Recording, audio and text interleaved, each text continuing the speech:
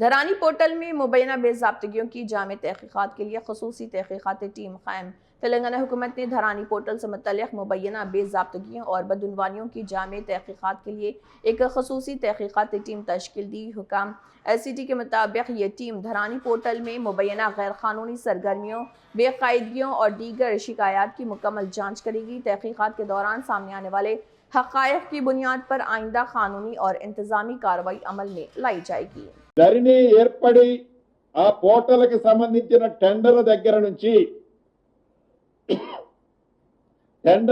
నుంచి ఎప్పటి భూభారతి వరకు పూర్తి విచారణ చేయటం కోసం స్పెషల్ ఎంక్వైరీ టీం SETని స్పెషల్ ఎంక్వైరీ టీం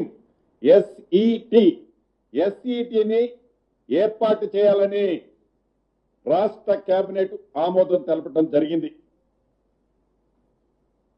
దీని ప్రధాన ఉద్దేశం ధరణి ఏర్పడిన దగ్గర నుంచి 2020 అక్టోబర్ 29 నుంచి ఇప్పటి భూభారతి వరకు ధరణి పోర్టల్కి టెండర్ దగ్గర నుంచి లగాయించి ఏవైతే ప్రతిపక్ష పార్టీలు చెబుతున్నాయో